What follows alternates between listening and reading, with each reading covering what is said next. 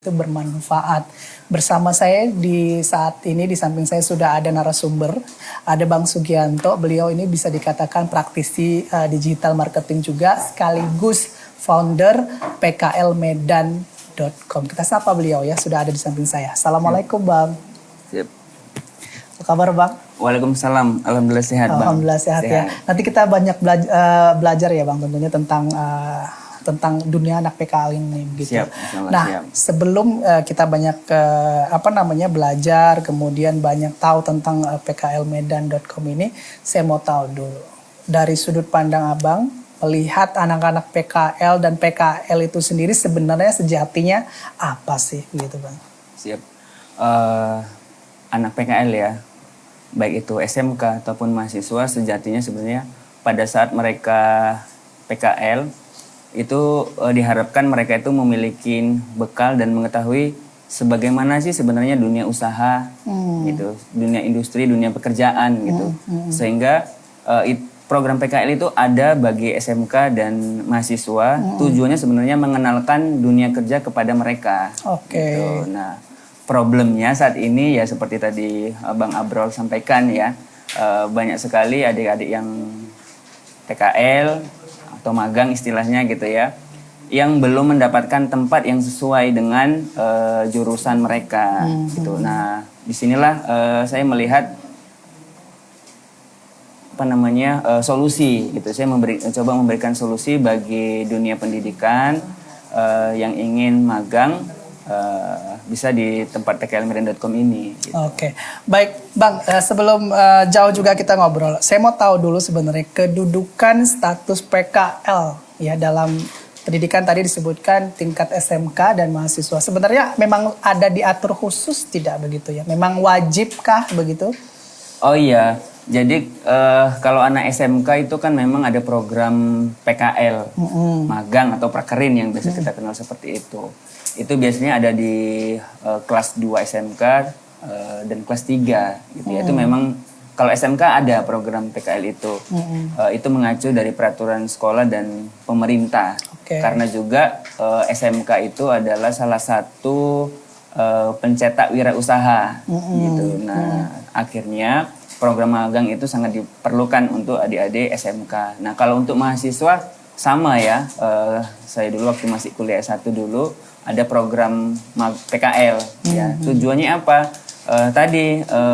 Kita diharapkan mempunyai bekal kompetensi tentang keilmuan yang sudah kita dapat dari sekolah ataupun kampus untuk diterapkan di industri yang akhirnya menjadikan pengalaman buat peserta magang itu untuk bersiap. Sebelum mereka lulus, mereka ternyata dunia industri, dunia bekerja itu seperti ini. Sehingga mereka punya persiapan sebelum memasukin dunia kerja itu sendiri. Oke. Nah, di lapangan yang Abang lihat sendiri fenomena orang ataupun pelaku PKL ini sendiri seperti apa sih Bang? Baik dia sebagai orang yang PKL dan dari pihak yang menerima orang PKL tadi begitu. Iya. Yang saya lihat memang banyak sekali adik-adik yang PKL ya, mereka belum mendapatkan tempat yang sesuai dengan kompetensi dan jurusan mereka dari sekolah. Ya. Terus kemudian itu yang pertama. Kemudian berikutnya SDM mereka itu belum cukup lah ya untuk di sebuah perusahaan yang mereka coba untuk magang. Akhirnya apa?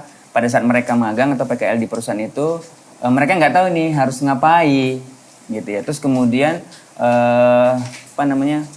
tidak adanya arahan mungkin dari instansi tempat mereka magang. Mereka ini harus ngapain nih? Mereka datang setiap hari, apa yang harus mereka kerjakan? Karena memang banyak instansi juga, perusahaan juga yang mungkin menerima anak magang itu hanya sebagai pelengkap aja, maksudnya sebagai mitra kerjasama aja gitu. Tapi nggak bisa diarahkan kemana ini mereka, ngapain mereka datang ke sini, apa yang harus dikerjakan mereka gitu. Nah, itu sih saya ngeliat problemnya seperti itu. Kira-kira itu sah-sah saja tidak menurut Abang kalau misalnya tadi satu lembaga atau perusahaan menerima anak PKL, tapi ya udah hanya sebagai pelengkap aja gitu? Kembali lagi ke perusahaan tadi ya. ada juga perusahaan yang memang menerima anak magang itu memang dibekali dengan ilmu sesuai dengan jurusan mereka magang di situ. Ada yang mungkin diperbantukan. Ada juga bahkan banyak juga yang anak PKL itu diterima di perusahaan itu karena melihat jadi pegawai juga. Iya, jadi pegawai, potensinya, attitude-nya si anak tadi, kemudian memang perusahaan membutuhkan itu. Tapi itu mungkin kita bisa lihat berapa persen ya, nggak terlalu tinggi gitu. Nah, itu sah-sah aja gitu. Nah, yang saya ingin sampaikan sebenarnya adik-adik yang mau magang ini sebaiknya lebih selektif melihat tempat magang atau perusahaan yang ingin mereka jadikan tempat magang itu. Ya, dilihat dulu nih, ya, ditanya dulu langsung. Kalau misalnya kami magang di sini, kami ngapain? Gitu, sehingga mereka itu nggak merasa nggak tahu mau ngapain. Nggak tahu mau ngapain gitu. Nah, sama seperti di tempat kita ini, adik-adik magang itu di awal tuh saya ajak diskusi dulu. Saya berikan brainstorming. Iya, brainstormingnya seperti ini kalau magang di sini. Kalian tuh kalau pagi datang tuh harus jam sekian. Terus kemudian wajib sholat duha dulu. Kemudian habis sholat duha tilawah. Habis tilawah baru mulai beraktivitas gitu. Nah, kalau misalnya adik-adik magang itu bersedia, nah itu kita kasih kesempatan untuk magang di sini. Tapi kalau dari proses interview ya, assessment awal itu mereka mungkin keberatan atau kurang berkenan, ya saya sarankan silakan cari tempat PKL yang lain. Oke. Bicara tadi soal selektif yang Abang sebutkan ya, bahwa sebenarnya anak magangnya sendiri pun memang harus selektif untuk menentukan tempat mereka magang gitu ya. Tapi Bang, pada kenyataannya di lapangan itu dari orang ataupun anak-anak yang mau magangnya ini sendiri kadang-kadang nggak memperhatikan itu. Mereka kadang yang penting mereka diterima begitu kan. Bahkan kadang-kadang kalau kerjaannya pun nggak jelas ya oke-oke aja. Dan bahkan cenderung mereka tuh kadang-kadang ya mau masuk mau enggak nggak masalah gitu. Yang penting sama mereka adalah nilai gitu. Nah itu betul. Gimana kalau Abang melihat itu? Itulah dia memang fenomena ya. Hal yang terjadi di lapangan. Nah, karena itu juga saya terpanggil ingin berperan gitu ya. Selama ini di dunia pendidikan apa yang bisa kita kontribusikan untuk bangsa lah ya bahasanya gitu ya, untuk anak-anak bangsa. Nah di situ saya terpanggil untuk bisa berperan gitu. Nah salah satunya ya ini makanya saya buat tempat PKL Medan ini gitu. Seperti itu. Oke, baik. Ya sahabat muslim, kita akan lanjutkan ya pembahasan menarik ini. Nah di depan saya ini adalah produk-produk apa nih Bang? Hasil dari ini beberapa produk dari teman-teman UMKM.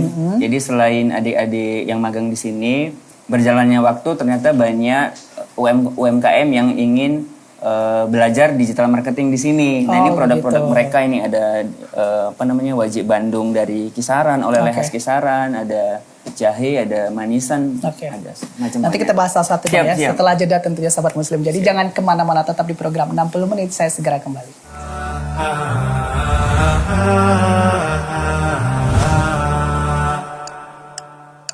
Assalamualaikum warahmatullahi wabarakatuh. Sahabat keluarga muslim, Anda juga bisa menyaksikan acara kami di sosial media. Jangan lupa follow, like, subscribe, share, dan komen untuk mendapatkan informasi yang update di Salam TV. Mari beramal jariah di jalan dakwah. Salam TV menerima donasi Anda yang ingin berpartisipasi untuk amal jariah operasional dakwah Salam TV. Salurkan donasi Anda melalui Bank Muamalat, kode bank 147, rekening 2110067128, atas nama Salam TV Peduli. Jazakumullah khairan. Masih banyak anak-anak di luar sana yang tidak memiliki Al-Quran. Maukah kita membantu mereka untuk memiliki Al-Quran?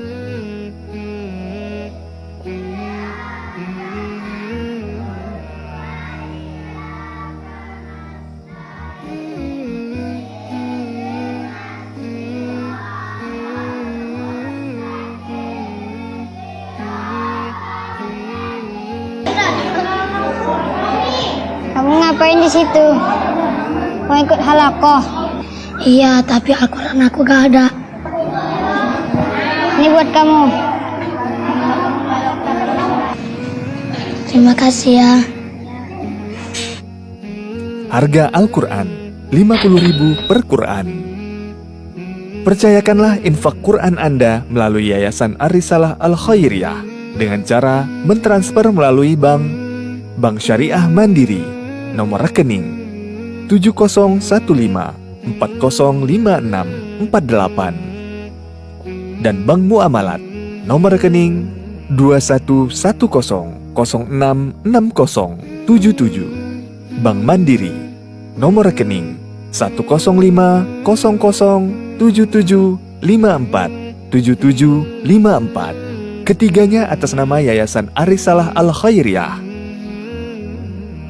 Kirimkan bukti pengiriman dana beserta nama penginfak ke nomor 0823 6161 5577. Untuk informasi lebih lanjut, hubungi telepon dan WA 0823 6161 5577.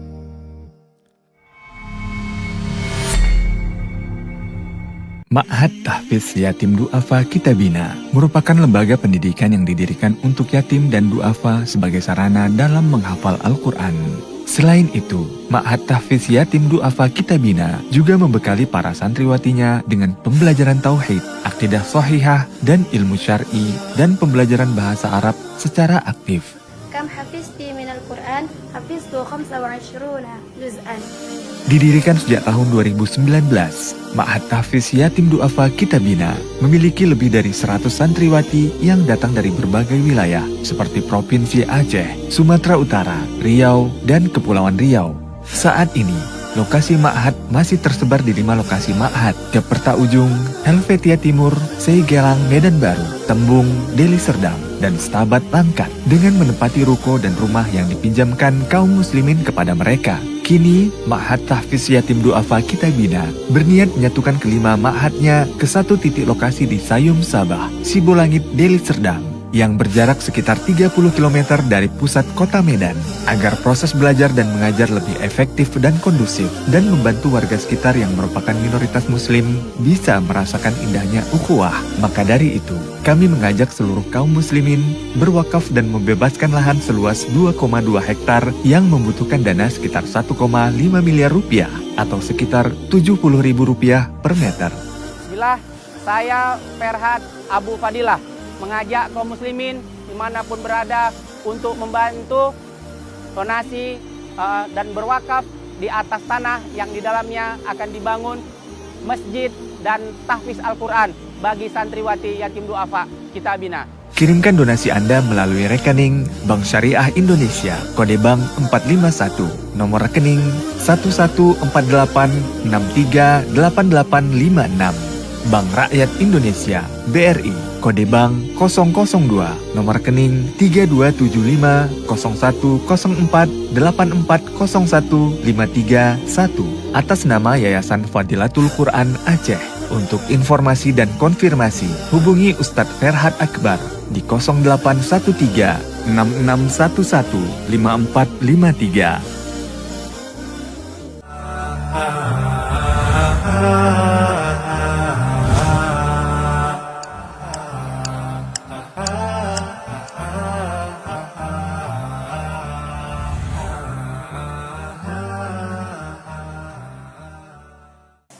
Baik, terima kasih sahabat keluarga muslim. Kita kembali lagi di program 60 menit. Kita lanjutkan lagi pembahasan ataupun obrolan menarik kita dengan Bang Sugi ya.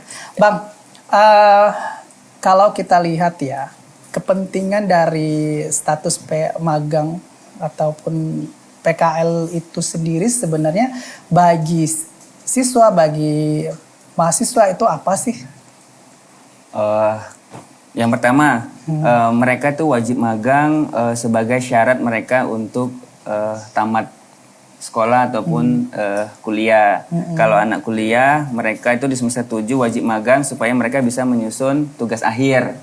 Gitu. Sama juga anak SMK juga pada saat mereka PKL atau magang itu juga syarat mereka untuk bisa mengikuti mungkin ujian akhir gitu. Nah itu syarat Untuk syarat akademis mereka. syarat akademis ya. mereka. Gitu. Oke. Nah, batasan biasanya kalau kita bicara mungkinkah ada peraturan-peraturan yang memberi batasan kepada pelaku magang sampai di mana begitu ketika dia masuk dalam sebuah perusahaan, secara pekerjaan, secara apa yang harus dia lakukan begitu, ada tidak peraturan-peraturan khusus yang membatasi gitu, Pak? Kalau mereka biasanya magang di sebuah perusahaan sebenarnya tidak ada peraturan khusus ya, atau mungkin saya belum membaca itu ya. Ada peraturan khusus mereka itu harus ngapain nih di perusahaan itu. Itu kembali sebenarnya di perusahaan itu sendiri gitu ya. Karena apa?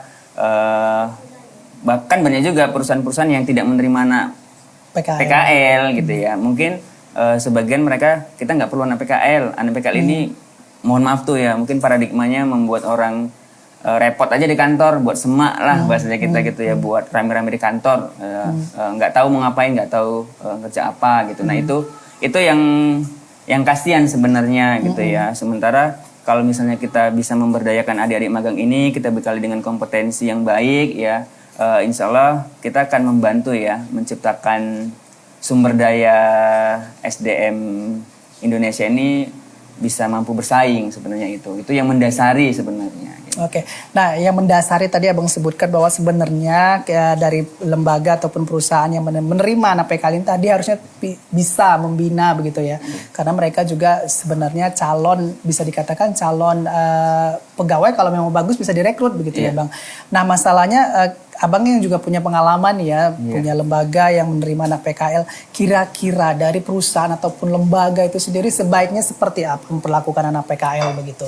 Apakah memang harus ada waktu khusus, tempat khusus yang diberikan kepada anak PKL dan bisa memanfaatkan tenaga mereka supaya mereka juga membantu dari produksi sebuah perusahaan? Siap. Nah, itulah pentingnya pada saat adik-adik mau magang, mengajukan surat permohonan magang di kantor, itu kita proses assessment awal dulu gini. Jadi sebenarnya proses awal itu membantu perusahaan, kita benar nggak ini membutuhkan anak magang ini. Maksudnya membutuhkan dalam artian skillnya mereka itu bisa diserap di perusahaannya kita gitu. Nah itu proses pertama seperti itu. Itu kenapa saya setiap anak magang yang mau PKL di sini itu sebelum mereka menjatuhkan surat, itu mereka saya suruh datang dulu. Ya, berdiskusi dulu sehingga saya bisa mengetahui potensi anak ini seperti apa gitu ya. Mohon maaf tuh misalnya saya tanya, ada adik dari dari Universitas Potensi Utama misal ya. Mereka saya tanya, bisa apa? Bisa desain Pak, jurusan apa? DKV gitu ya. Coba lihat desain-desainnya gitu. Nah kita lihat di sini, masya Allah tuh hasilnya ini hasil karya mereka ini yang ada di kantor ini hasil karya mereka gitu. Nah mereka punya potensi. Nah ini kan ketika kita mampu melihat potensi mereka ya sebenarnya itu banyak sekali benefitnya untuk instansinya kita sendiri. Betul. Oke, jadi sebenarnya memperlakukan mereka tuh ya sama aja seperti memperlakukan calon pegawai profesional ya. Betul. Harus tahu sebenarnya skillnya di mana, kemudian memanfaatkan tenaga keahliannya atau juga manfaatnya di lembaga itu sendiri gitu ya bang. Bang tadi kembali ke permasalahan peraturan, adakah memang peraturan yang sebenarnya diciptakan untuk bisa tahu batasan-batasan dari pelaku magang ataupun anak PKL ini sendiri? Karena yang terjadi begini juga di lapangan kan, saya juga pernah berinteraksi langsung dengan anak PKL begitu ya. Kadang-kadang mereka tuh karena tuntutan tugas suka minta data. Data perusahaan tuh kan sebenarnya rahasia, dari jumlah pegawai, nama segala macam, kemudian gaji dan lain-lain. Nah kalau seperti ini kira-kira abang melihatnya seperti apa? Oh iya, itu biasanya kan mereka untuk data laporan ya, laporan PKL-nya mereka. Apa yang dikerjakan selama di tempat PKL. Nah itu sebenarnya yang dibutuhkan mereka data-data itu. Nah kalau di kita ya, anak magang itu setiap harinya itu mereka punya job desk. Ya, jadi hari Senin misalnya hari Jumat nih, ya anak-anak ini kerja ngapain, gitu kan? Nah mereka itu selalu memberikan report secara daring ke saya, ke tim ya. Jadi tim itu bisa memantau walaupun misalnya kita nggak ada di kantor nih, lagi ada kegiatan di luar, ada aktivitas di luar misalnya gitu ya, kita bisa memantau aktivitas mereka. Nah, perihal data penting tadi memang kembali ke kebijakan dari perusahaan itu sendiri ya. Mau membagikan itu ke ke adik-adik magang atau enggak gitu. Tapi biasanya adik-adik magang itu tidak diberikan pekerjaan yang tingkat security-nya itu seharusnya memang pegawai tetap lah yang mengerjakan itu. Jadi mereka sebagai pendamping lah gitu. Sama seperti di sini adik-adik magang itu sebelum mereka melakukan pekerjaan itu melakukan posting deh contoh ya, mempublikasi pekerjaan mereka itu dicek dulu sama tim tempat PKL Medan. Oh ini Pak, ini sudah layak nggak atau harus ada dibenerin nggak? Nah itulah proses revisi sehingga mereka tuh tahu oh ini harus diperbaikin, sehingga akhirnya yang terlihat itulah yang baik gitu ya, hasil yang baik gitu ya, seperti itu. Nah sebenarnya ini sahabat muslim, pembahasan kita ini menarik ya, karena maksudnya kita sama-sama belajar nih dari sebagai posisi orang yang mungkin mau PKL dan sebagai lembaga juga yang bagaimana harusnya menerima dan memperlakukan anak PKL begitu ya. Baik Bang, kemudian bicara soal feedback lain yang diterima oleh para pelaku magang ini sendiri. Karena begini kan, kita misalnya satu lembaga sudah menerima kemudian memperkerjakan mereka begitu ya, memperlakukan, bahkan kadang-kadang ada lembaga yang dibuat kerjaan atau tugasnya itu sama seperti karyawan pegawai di lembaga itu.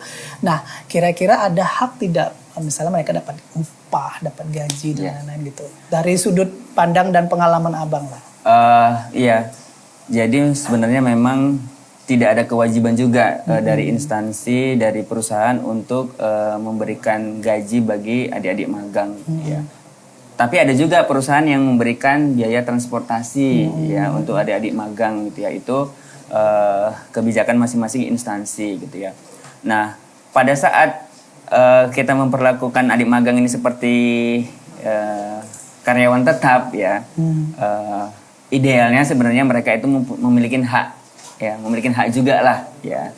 Mungkin kalaupun misalnya tidak dapat gaji misalnya gitu ya, tapi mungkin mereka mendapatkan hak misalnya ilmu yang benar-benar mereka butuhkan. Jadi mendelivery ilmu lah, benar-benar mereka dapat ilmu itu juga kan nilainya cukup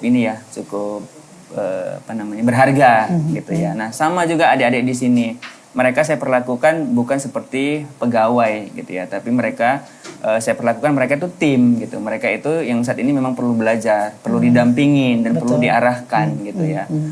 Sehingga mereka PKL di sini pun merasa senang gitu, happy gitu ya, menjalankan sesuatunya tanpa harus diperintah gitu. Mereka mengerjakan sesuai dengan kompetensi yang mereka punya. Tersalur lah bahasa saya itu tersalur kemampuannya mereka gitu. Oke, karena kembali lagi ke dasarnya tadi ya Bang ya, sebenarnya mereka kan praktek, ingin dapat ilmu sebenarnya dan pengalaman lebih dari itu. Karena kalau seandainya bicara secara materi itu nanti bisa mereka dapatkan setelah tentunya memang sudah masuk ke dunia bekerja gitu ya. Oke, nanti di segmen berikutnya sahabat keluarga muslim kita akan bahas bagaimana sih sebenarnya ruang dari pklmedan.com ini. Seperti apa anak-anak yang PKL di sini tentunya, kemudian siapa aja sih yang bergabung di sini bisa praktek kerja lapangan di sini begitu. Ini menarik sekali sahabat muslim karena ini seperti lembaga pertama ya yang konsepnya seperti ini. Mungkin ya banyak juga ada juga tapi saya nggak tahu ya, belum tahu ada lembaga yang memang concern untuk tempat PKL seperti ini atau enggak di Medan, karena memang saya baru kembali ke kota Medan gitu. Oke. Nanti kita lanjutkan di segmen berikutnya sahabat muslim. Jangan kemana-mana, tetap di program 60 menit, saya segera kembali.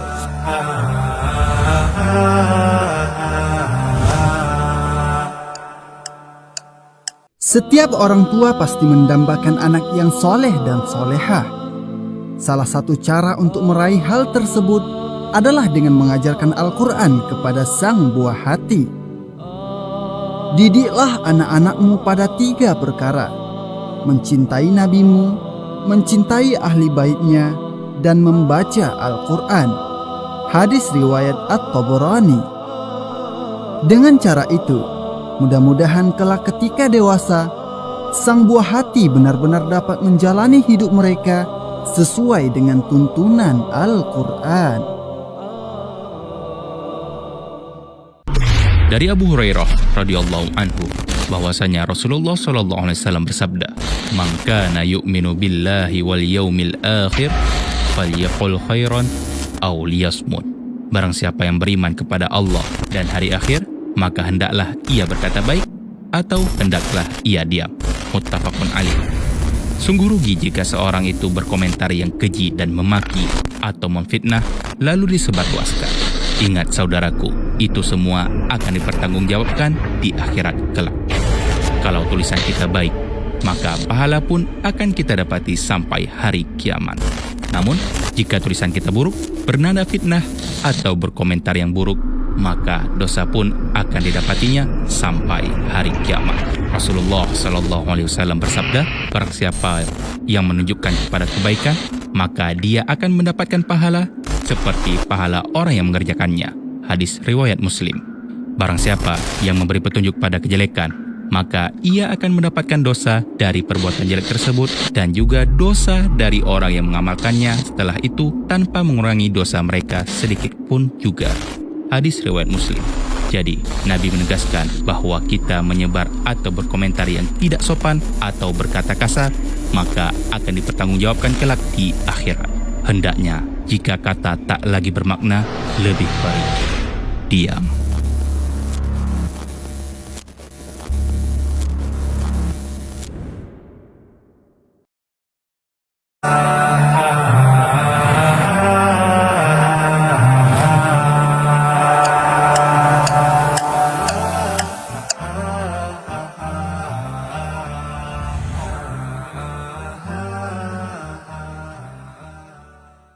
Ya, sahabat muslim, kembali lagi di program 60 menit.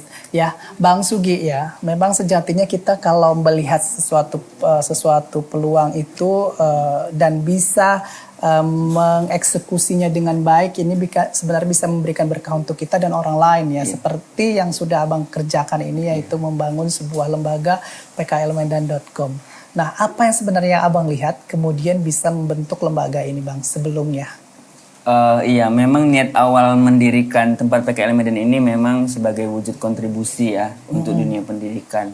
Nah, berjalannya waktu ternyata ada potensi yang cukup besar bisa saya dapat gitu ya kan. Selain anak magang yang PKL di sini, UMKM belajar ke sini, ternyata saat ini banyak perusahaan-perusahaan yang kesulitan sebenarnya mencari sumber daya, sumber daya SDM gitu ya, terkhususnya di kompetensi digital marketing. Nah, saya concern memang tentang digital marketing. Jadi adik-adik yang magang di sini itu saya bekalin kompetensi digital marketing. Itu yang saat ini memang sangat dibutuhkan oleh dunia usaha dan industri. Nah, jadi dari situ saya melihat akhirnya ada korelasi bisnisnya yang tanpa saya duga sebelumnya cukup besar potensinya gitu. Nah, itu yang saya buat jalankan di sini seperti itu. Oke. Nah, kemudian secara konsep Bang, sebenarnya untuk pklmedan.com ini sendiri seperti apa sih alurnya, kemudian bagaimana produksinya di sini, secara aktivitas mereka begitu. Siap. Jadi adik-adik peserta magang di sini itu mereka saya bekali dengan 5 konsep sebenarnya ya, 5 hal lah ya. Hal yang pertama mereka tentu saya bekali dengan ilmu digital marketing, ilmu terapan digital marketing, itu yang pertama. Kemudian mereka saya ajarkan ilmu bisnis. Ya kan, ilmu bisnis itu saya mengajak mereka itu outing class, berkunjung ke mitra-mitra usaha yang selama ini menjadi mitra saya. Sehingga tuh mereka dapat insight atau ide bisnis dari usaha tersebut gitu kan. Itu yang kedua. Yang ketiga, mereka dikasih ilmu praktek nih. Jadi di sini tuh mereka nggak hanya teori tapi praktek nih ya, bagaimana meriset data, menganalisis pasar menggunakan tools-tools digital marketing. Itu yang ketiga. Kemudian yang keempat, mereka saya bekali mereka itu dengan ilmu spiritual. Tadi ya di awal saya sampaikan bahwa peserta magang di sini begitu datang tuh mereka wajib, bukan wajib ya, diarahkan untuk sholat duha berjamaah. Kemudian setelah sholat duha berjamaah mereka itu tilawah gitu ya. Itu setiap pagi, Senin sampai dengan Sabtu gitu ya. Terus kemudian alhamdulillah saat ini karena berjalannya waktu, setiap Jumat itu saya hadirkan ustadz ke sini untuk belajar tahsinnya mereka. Insya Allah. Gitu ya. Jadi tiap Jumat itu ada yang kita panggil ke sini untuk ngajarin tahsinnya mereka. Nah, ini 4 hal ini yang harapan saya menjadi kelebihan ya dari tempat PKL Medan ini. Kemudian yang kelima, mereka saya ajarkan pemasaran digital. Contoh nih produk-produk ini mereka memasarkan digital, mereka dapat penghasilan dari sini harapannya. Kemudian saya ikutkan uji kompetensi.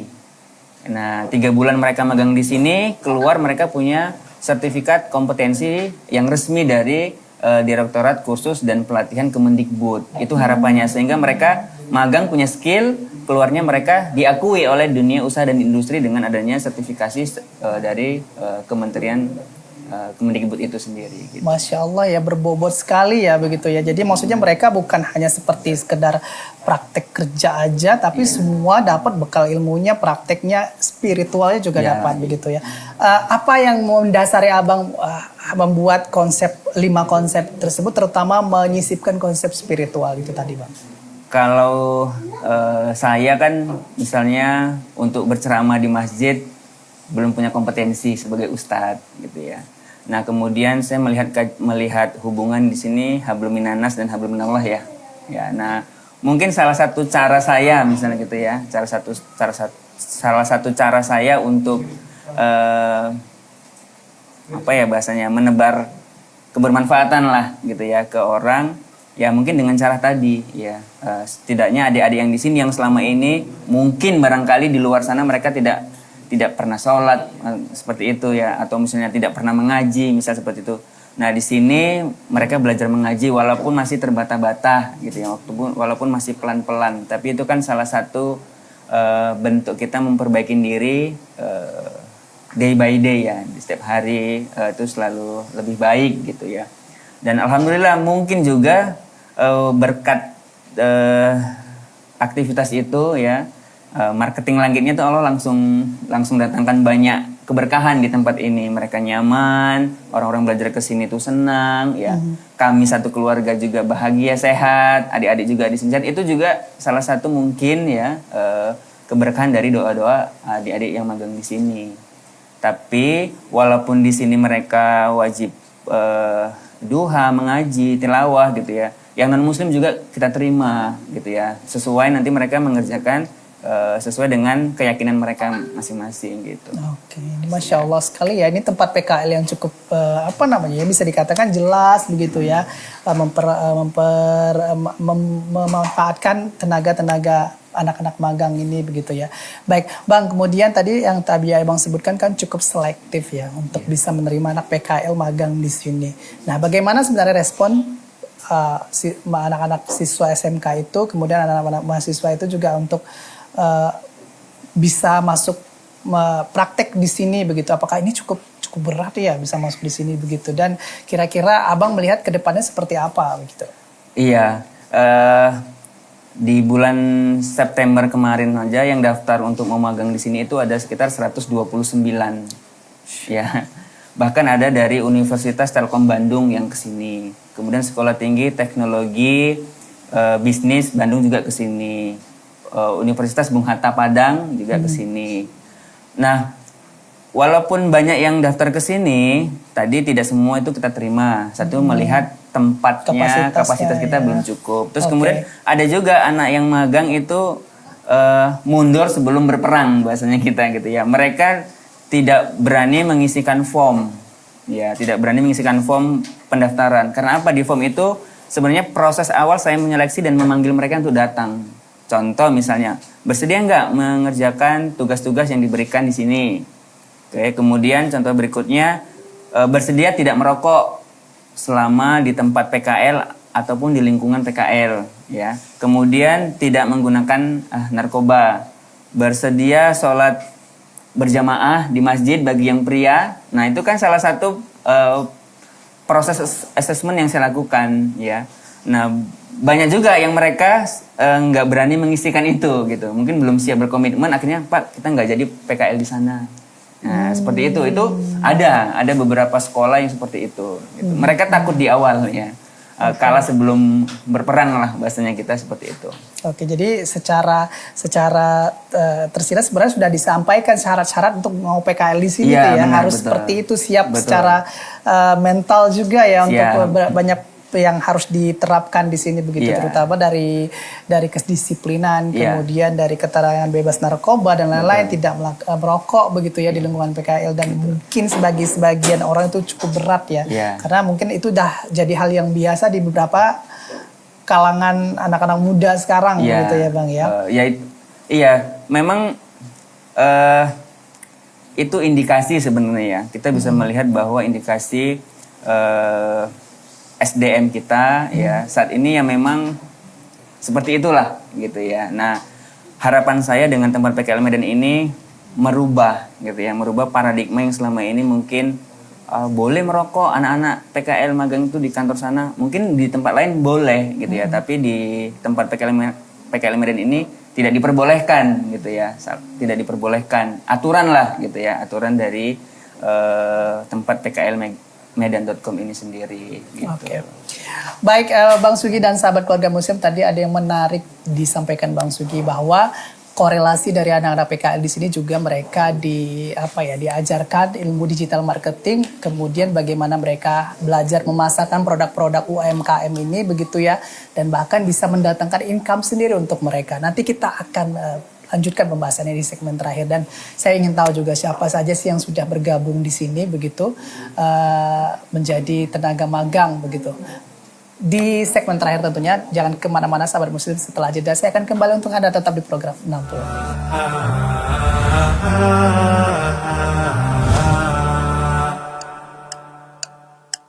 Banyak di antara kaum muslimin yang tidak berhati-hati dalam berwudu, sehingga hal ini diwanti-wanti oleh Nabi Shallallahu Alaihi Wasallam.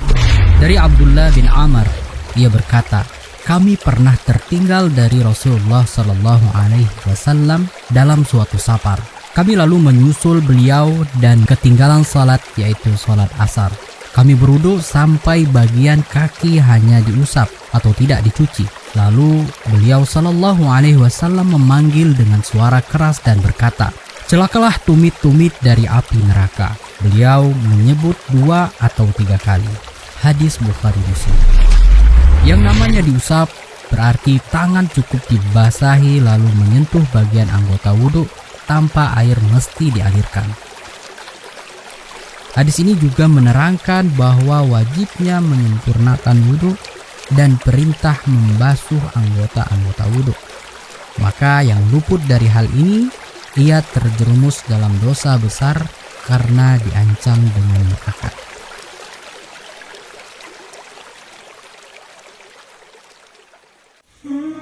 Bismillahirrahmanirrahim.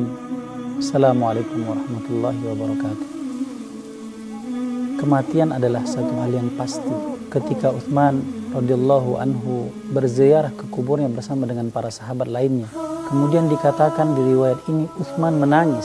Kemudian para sahabatnya bertanya kepada Utsman radhiyallahu anhu, wahai Utsman, bukankah Rasulullah sallallahu alaihi wasallam sudah menjamin Anda untuk masuk ke dalam surganya?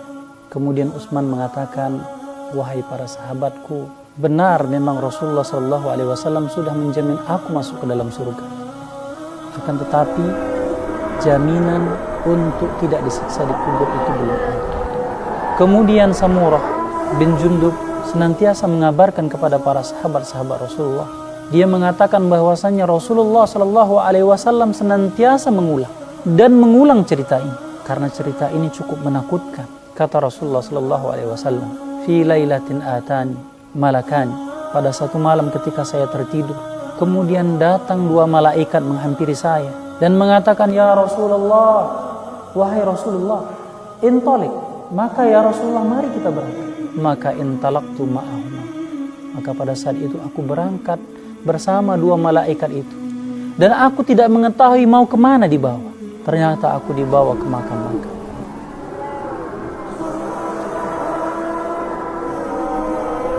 Kemudian kata Rasulullah SAW, ya malaikat, kenapa mereka? Kemudian malaikat menjawab, ya Rasulullah SAW, orang yang pertama yang kamu saksikan, yang kemudian dia dilempari dengan batu, pecah, kemudian utuh lagi, kemudian dilempar, pecah lagi, dan itu keadaannya sampai hari kiamat. Mereka orang-orang yang diberikan kitabullah, Al-Quran, dan mereka paham, akan mereka kemudian lalai untuk melakukannya. Kemudian kata malaikat, orang yang kedua adalah yang kamu saksikan yang dimasukkan besi dari mulut, dari hidungnya, dari matanya, kemudian ditembuskan ke tengkuknya, kemudian dikoyak kanan kirinya. Itulah kemudian sampai hari kiamat.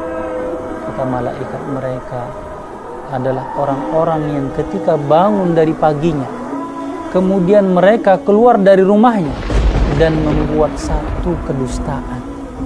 Kemudian dusta itu tersebar.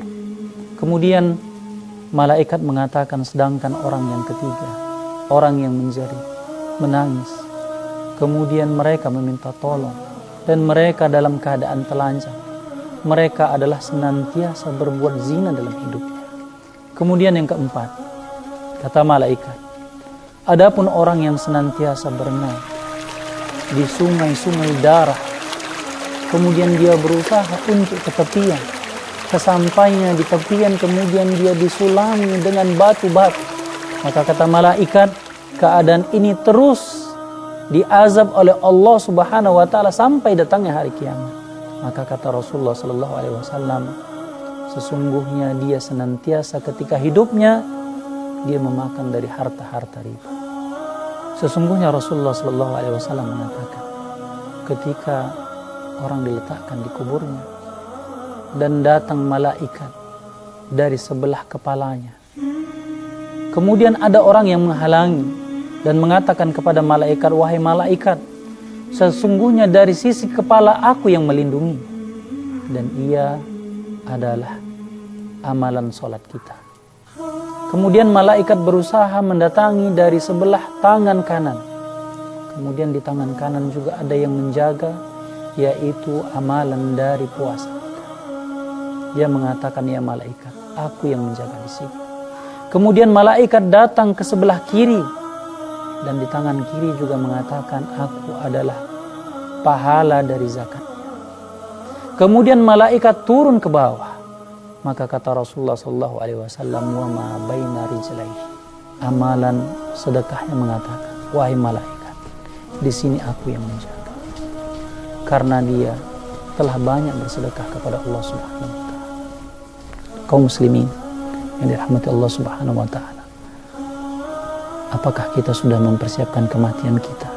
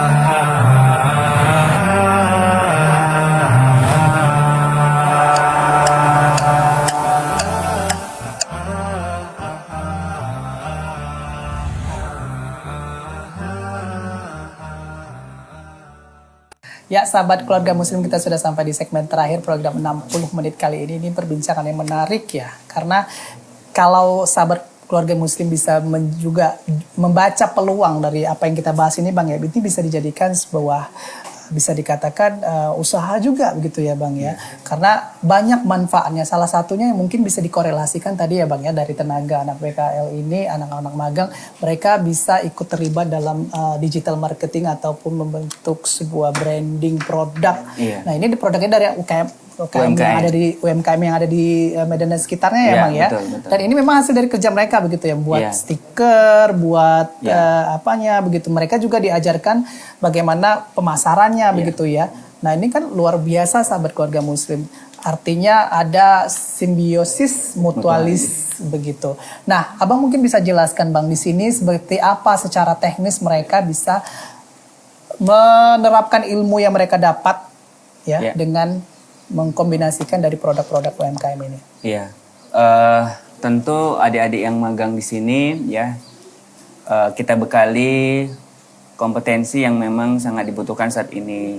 Misal mereka kita ajarin desain, ya desain stiker, desain kemasan, desain flyer, poster untuk promosi. Setelah itu mereka kita ajarkan apa? Mereka kita ajarkan meriset pasar, ya kan, meriset pasar secara digital. Karena memang saya concern tentang digital marketing di sini. Karena memang saat ini yang sangat dibutuhkan, ya. Dibutuhkan kenapa? Di masa pandemi corona ini ya, mudah-mudahan segera berlalu ya, amin ya. Banyak usaha-usaha yang gulung tikar bahasanya seperti itu. Apalagi UMKM yang selama ini belum go digital. Belum tahu kayak mana ini pemasaran online. Gimana sih masarin produk secara digital gitu ya. Nah, disinilah adik-adik itu saya latih bagaimana mereka menemukan pasar. Contoh misalnya produk jahe merah, gitu ya, produk jahe merah. Sebenarnya di daerah mana sih yang membutuhkan jahe merah bubuk? Kemudian bagaimana desain yang menarik supaya produk jahe merahnya mereka ini disukain oleh konsumen. Kemudian bagaimana cara mereka melakukan posting di sosial media supaya tertarget sesuai dengan pembelinya. Selama ini kan banyak kita lihat adik-adik PKL ataupun banyak orang lah sosial media itu dipakai untuk posting hal-hal yang kurang bermanfaat gitu ya. Nah, karena memang niatnya kita memang membantu UMKM dan menambah penghasilan buat adik-adik gitu ya. Ya mereka diajarkan untuk posting produk supaya ada pembelinya. Ya, apalagi kan behaviornya pembeli saat ini itu sudah berubah. Yang dari konvensional offline sekarang mencari apapun, mencari informasi produk apapun secara online. Nah, bagaimana produk jahe merah bubuk ini gampang ditemukan oleh calon pembeli. Nah, ini di sini mereka itu kita latih, kita ajarin bagaimana teknik-teknik digital marketing step by step sampai mereka itu menjadi bisa. Gitu. Baik, kita ke para peserta magang yang ada di sini, Bang. Apa saja yang kemudian dibagikan oleh pklmedan.com ini kepada mereka secara materi kemudian fasilitas begitu ketika mereka magang di sini? Iya. Nah, kalau secara materi tadi mereka belajar desain, belajar multimedia, belajar animasi, ya kan, kemudian belajar ilmu digital marketing. Nah, kalau fasilitasnya memang seperti yang Abang Abror lihat di sini memang kita belum sekeren perusahaan-perusahaan yang besar lah ya gitu ya. Ini memang konsepnya masih sederhana gitu ya. Fasilitasnya di sini mereka setiap hari Senin sampai Jumat tuh mereka pulang masuk dari jam 8.30, pulang jam 4 sore ya kan, jam 4.30 ya setelah sholat asar berjamaah mereka tuh sudah bersiap-siap untuk pulang. Terus kemudian sebulan sekali itu mereka tuh saya ajak bakti sosial. Ya, bakti sosial tuh ngapain gitu ya. Mereka saya ajarkan untuk bersosialisasi dengan lingkungan. Kami membersihkan lingkungan di komplek kita ini. Ya, itu juga mengajarkan gotong royong. Nah, ternyata dari situ impactnya apa yang didapat? Adik-adik ini sering dapat nasi kotak dari warga gitu ya. Misalnya nanti hari Kamis ambil ya makan siang dari saya gitu. Nah, itu hal-hal yang membuat mereka itu mungkin menjadi bersemangat ya. Pada saat kita menebar kebaikan, insya Allah pasti kebaikan juga yang akan datang. Nah, itu yang saya ajarkan ke mereka. Terus kemudian tadilah mereka saya ajak outing class. Nah, kemudian alhamdulillah juga di sini kita juga menerima anak-anak magang yang disabilitas, gitu ya. Anak-anak disabilitas, kemudian yang hafiz Quran, ya, itu bisa magang dan PKL di sini, gitu ya. Angkatan pertama kemarin itu dari sekolah Madrasah Aliyah Swasta Binjai Diski Miftahul Falah, itu setiap Sabtu dan Minggu mengirimkan 6 orang santrinya yang perempuan itu untuk magang di sini. Dan alhamdulillah sekarang mereka sudah mampu membantu promosi sekolahnya gitu. Jadi bagaimana bikin konten untuk sekolahnya, gitu ya. desainnya, bikin konten di Instagram. Nah itu menaikkan brand awareness dari sekolahnya yang selama ini mereka nggak tahu nih. Ya kita sekolah aja lah gitu ya. Nah setelah 8 kali mereka bertemu di sini tiap Sabtu Minggu, karena kan Senin, Selasa, Rabu, Kamis, Jumat kan sekolah tuh ya. Sabtu Minggu anak Alia tuh dikirim ke sini. Berbeda dengan anak SMK. Anak SMK itu kan memang magang, ada program magang. Kalau SMA Mas kan nggak ada. Gitu ya. Oke, tadi Abang sebutkan juga bahwa yang masuk menjadi peserta magang di sini tuh banyak ya, dari siswa ataupun mahasiswa dari daerah, dari dalam kota, dari luar juga banyak. Nah, kira-kira seperti apa sih kalau memang anak-anak calon magang itu mau PKL di sini, seperti apa? Bagi yang mau magang di tempat PKL Medan ini, sebenarnya bisa pertama mereka itu mengisi form pendaftaran.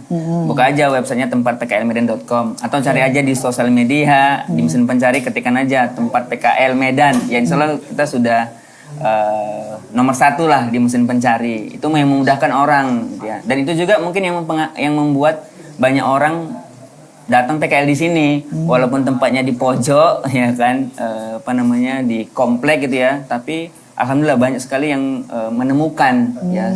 Itulah salah satu dampak dari digital marketing itu sendiri. Betul. Nah mereka bisa isikan form pendaftaran di websitenya kita, di website tempatpklmedan.com itu. Nanti akan kita seleksi dan kita panggil. Oke. Itu prosesnya. Tadi disebutkan juga bahwa respon ini luar biasa ya sahabat keluarga muslim, sampai dengan hari terakhir ini, bulan ini aja itu udah 120-an ya. Iya, lebih. Itu yang mendaftar. Nah artinya kan Abang lihat peluang ini cukup besar begitu. Bagaimana Abang planning, rencana ke depannya seperti apa untuk pklmedan.com? Rencananya tentu ini kan kita sudah mau membuat cabang. Jadi saya sudah menyiapkan 1 tempat lagi ya untuk menampung adik-adik yang magang itu yang dari luar kota. Ya, dari UBH Padang itu mau datang ke sini, jadi mereka kita siapkan asramanya ya. Mau nggak mau saya memang harus menyiapkan banyak lokasi lagi, lokasi tempat seperti ini gitu ya, karena memang potensinya cukup besar sekali. Dan ini juga wujud kontribusi saya lah sebagai seorang akademisi, seorang dosen yang ada kewajiban ya untuk memberikan ilmu pengetahuan kepada masyarakat. Oke, mudah-mudahan dimudahkan Allah ya Bang ya. Amin. Baik Bang, ini terakhir Bang, mungkin Abang bisa simpulkan sebenarnya apa yang harus dilakukan sebuah lembaga yang menerima anak-anak ke magang, dan dari sudut anak-anak magangnya sendiri apa yang harus mereka siapkan? Silakan. Baik, bagi perusahaan atau instansi yang menerima anak magang, berilah kesempatan dan kepercayaan kepada peserta magang gitu ya, sehingga mereka benar-benar bisa merasakan aura ya, merasakan suasana dunia pekerjaan itu seperti apa, sehingga mereka punya bekal mempersiapkan diri untuk bekerja pada saat mereka selesai kuliah ataupun selesai bersekolah gitu. Karena apa? Inilah yang menjadi sebenarnya momentum lah ya, menjadi wujud instansi berkontribusi kepada masyarakat ya. Bahasanya kita itu CSR-nya lah minimal gitu ya. Program CSR-nya menerima anak magang. Nah buat adik-adik magang juga yang harus dipersiapkan, tentu pertama selektiflah memilih tempat PKL. Itu yang pertama ya. Datangi dulu tempat PKL itu. Tanya lebih detail, cari informasi selengkapnya. Apalagi sekarang kan dunia digital. Cari informasi apapun tinggal cari reviewnya, gampang sekali ya kan. Dicari dulu, didatangin, konsultasi, tanya alumni dari sekolahnya waktu PKL di tempat itu disuruh ngapain, apa pekerjaannya di sana ya, sehingga pada saat mereka magang di tempat PKL itu mereka benar-benar merasakan menjadi bagian dari perusahaan itu, bukan hanya sebagai tadi seperti Bang Abel katakan, mungkin disuruh fotokopi atau misalnya dibikin kopi, merapikan berkas gitu ya. Nah, itu sih harapan saya gitu ya. Baik, terima kasih sekali Bang Sugi ya. Akhirnya sahabat keluarga muslim kita dapat lagi nih banyak ilmu dari Bang Sugi, tentunya pengalaman beliau juga yang akhirnya bisa mendirikan sebuah lembaga pklmedan.com ini dan bermanfaat untuk kita semua, khususnya bagi para siswa serta mahasiswa yang mungkin selama ini ingin mencari tempat PKL yang berkualitas ya. Mudah-mudahan niat dari Bang Sugi juga dimudahkan oleh Allah dan tentunya mudah-mudahan bermanfaat untuk kita semua. Sahabat keluarga muslim, demikian untuk program 60 menit pada kesempatan kali ini. Insya Allah bermanfaat untuk kita semua. Kita bertemu lagi pekan depan dengan tema pembahasan yang berbeda. Saya mewakili seluruh kru dan kerabat kerja yang bertugas pamit undur diri dari hadapan Anda. Billahi taufiq wal hidayah. Assalamualaikum warahmatullahi wabarakatuh. Assalamualaikum warahmatullahi wabarakatuh. Perkenalkan, nama saya Fajar Buana, asal Sekolah Negeri 1 Kota Limbaru, jurusan RPL. Saya sangat senang karena bisa PKL di tempat pklmedan.com. Karena di sini diajarkan tentang digital marketing, yaitu meriset kata kunci, mendesain, menggunakan Canva, dan beda tempat PKL-nya di sini. Karena tempat PKL yang sebelumnya saya hanya disuruh-suruh, nggak tahu ngapain, tidur-tidur. Di sini beda pokoknya. Dan buat teman-teman yang bingung mencari tempat PKL, saya sarankan di sini saja karena bisa semua untuk jurusan. Dan buat teman-teman yang penyandang disabilitas, jangan pernah malu dan minder. Terus berusaha dan jangan pernah malu.